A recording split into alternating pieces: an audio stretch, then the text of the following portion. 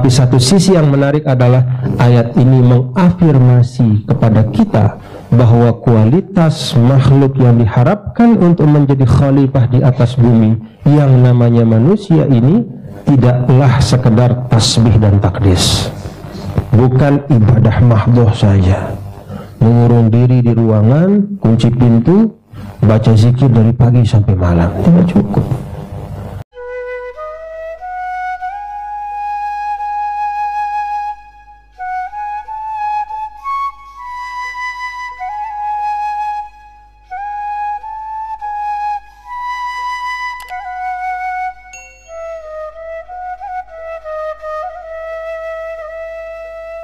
Bismillahirrahmanirrahim. Assalamualaikum warahmatullahi wabarakatuh.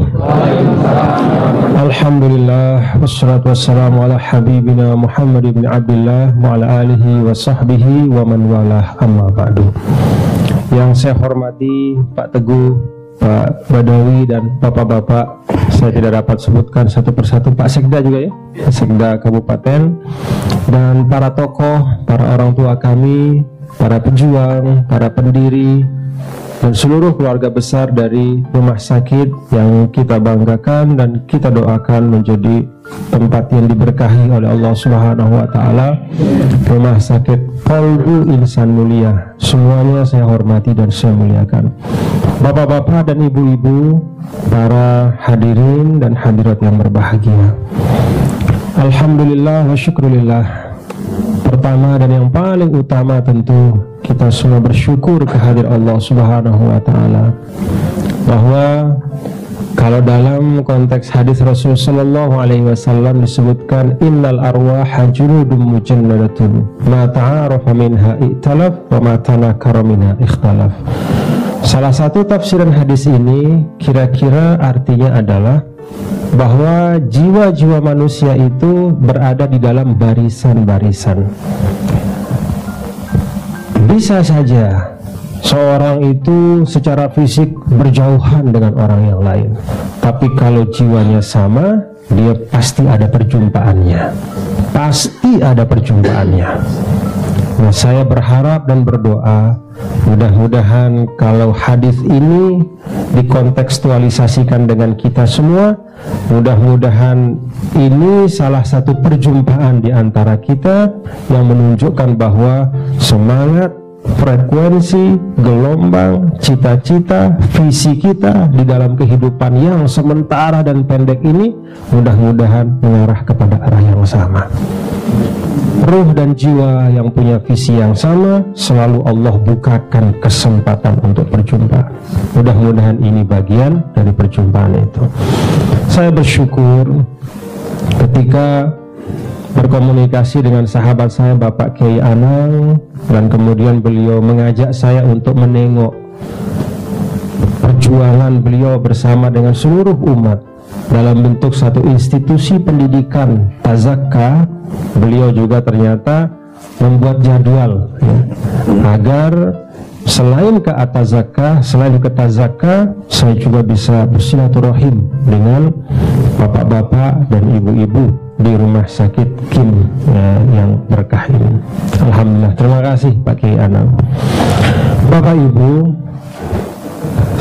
salah satu dialog ini sering saya jadikan sebagai bahan renungan saya, karena ini juga menunjukkan bagaimana kasih sayang Allah kepada kita semua. Salah satu dialog yang dikekalkan di dalam Al-Quran itu adalah dialog pertama antara Allah Subhanahu wa Ta'ala dengan para malaikat. Ketika Allah mengumumkan kepada para malaikat bahwa ia menetapkan manusia sebagai khalifah. Wa idh qala rabbuka lil malaikati inni ja'ilun fil ardi khalifah. Lalu kemudian ada pertanyaan dari para malaikat, bukan protes juga bukan iri ya. Jadi ini perlu ditegaskan, bukan protes dan juga bukan iri. Malaikat bertanya, kalau dalam bahasa ulama itu isti'lamul hikmah, mau tahu ini kenapa sih kok Allah menjadikan manusia sebagai khalifah.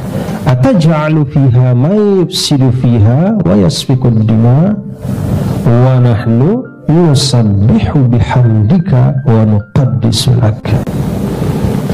Jadi malaikat pada saat bertanya kepada Allah itu mengemukakan hal yang menarik.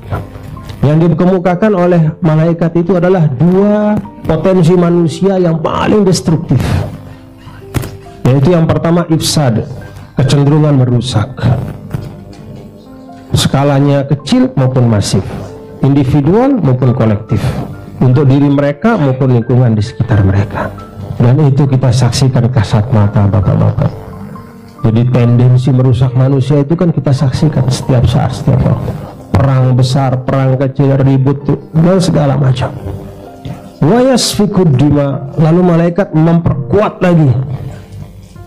Apa nih hikmahnya Allah? Kan mereka ini bukan hanya merusak, tapi juga menumpahkan darah. Dan itu benar.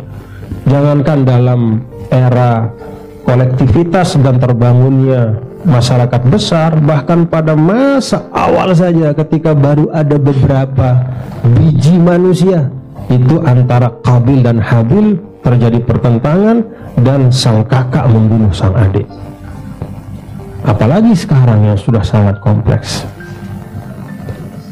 Malaikat menyampaikan dua hal ini yang paling destruktif, dan pada saat yang sama, nah ini yang menariknya, malaikat juga menyebutkan dua hal yang paling baik dari mereka. Wa nahnu nusabbihu bihamdika wa nuqaddisu lak. Padahal kami ini ya Allah, kami ini kan nusabbihu, kami mentasbihmu ya Allah setiap saat, setiap waktu. Kalau tasbih ini dalam makna yang sederhana adalah mensucikanmu dari semua yang tidak baik. Wa nuqaddisu lak, dan kami mengagungkanmu. Dalam makna yang sederhana, menisbahkan semua yang baik kepadamu ya Allah. Jadi ini dua sisi dari proses proses penghayatan kehambaan malaikat kepada Allah itu. Jadi tasbih dan takdis. Kalau tasbih itu mensucikan dari semua yang tidak baik, kalau takdis itu menisbahkan semua yang baik, yang mulia-mulia. Ini sifat kami ya Allah. Seakan-akan malaikat yang mengatakan, apa enggak lebih pantas kami nih, gitu kira-kira, dengan tasbih kami, dengan takdis kami. Allah Subhanahu wa ta'ala merespon, qala inni a'lamu ma la ta'lamun. Di antara penafsiran para ulama dalam bagian ayat ini, Bapak Ibu, di antara banyak penafsiran, salah satu yang disampaikan oleh para ulama adalah bahwa memang fil ardi itu, ya, di bumi ini memang tidak cukup kualifikasi tasbih dan takdis itu. Jadi dengan kata lain, Allah ingin mengajarkan kepada para malaikat, Anda malaikat adalah makhluk yang paling cocok di langit. Di bagian tempat Anda saya tempatkan, Andalah makhluk yang terbaik, Andalah makhluk yang paling komit, Andalah makhluk yang paling potensial. Tapi di bumi bukan Anda. Di bumi ini perlu makhlukku yang punya kualifikasi, tidak hanya tasbih dan takdis, tidak hanya sekedar berzikir seperti malaikat, tidaklah yusabbihuna wa la yafturun. Jadi tasbihnya nggak habis-habis. Tidak cukup, bukannya tidak baik, tidak cukup. Wa nahnu nusabbihu bihamdika wa nuqaddisu lak. Karena ketidakcukupan itu, maka Allah tidak membantah. Allah kemudian tidak mengatakan saya nggak perlu orang yang bertasbih dan bertakdis, bukan. Tapi Allah menjawab dengan wa 'allama Adam al-asma inni a'lamu ma la ta'lamun. Jadi secara keseluruhan rangkaian ayat ini, selain banyak maknanya, di situ ada makna kekhalifahan, bahwa kita ini punya tugas mulia, tapi satu sisi yang menarik adalah ayat ini mengafirmasi kepada kita bahwa kualitas makhluk yang diharapkan untuk menjadi khalifah di atas bumi yang namanya manusia ini tidaklah sekedar tasbih dan takdis, bukan ibadah mahdhah saja, mengurung diri di ruangan, kunci pintu, baca zikir dari pagi sampai malam, tidak cukup. Jadi kualitas untuk fil ardi khalifah itu tak hanya nusabbihu wa nuqaddisu. Apa kualitasnya? Nah, kemudian dirumuskanlah wa 'allama Adam al-asma'a kullaha thumma 'aradahum 'alal malaikah. Di bagian akhir dari ayat yang tadi itu, inni a'lamu ma la ta'lamun, para ulama menyebutkan bahwa salah satu maknanya Begitu malaikat mengatakan, kami kan mensucikanmu ya Allah, lalu Allah jawab, saya tahu apa yang kalian tidak tahu. Apa di antara bagian yang malaikat itu tidak tahu? Seakan-akan Allah ingin mengatakan, nah ini cerita para ulama ya, penafsirannya. Penafsiran ini menarik. Seakan-akan Allah ingin mengatakan bahwa memang benar di antara manusia makhlukku itu ada yang merusak, ada yang menumpahkan darah, tapi selain itu pada saat yang sama juga dari manusia itu aku mengeluarkan para nabi dan rasul, para syuhada dan orang-orang soleh, orang-orang yang mengajar, orang-orang yang berdedikasi, orang-orang yang mengabdi, orang-orang yang menebar kebaikan, dan semua segala macam orang-orang di dalam profesi yang bisa memberikan kemanfaatan. Jadi kalau dalam matematikanya Allah, ternyata alhamdulillah kita manusia ini dengan segenap tendensi keburukan, ternyata Allah masih lebih percaya bahwa kita punya potensi kebaikan yang lebih besar. Nah, ini kerangka paling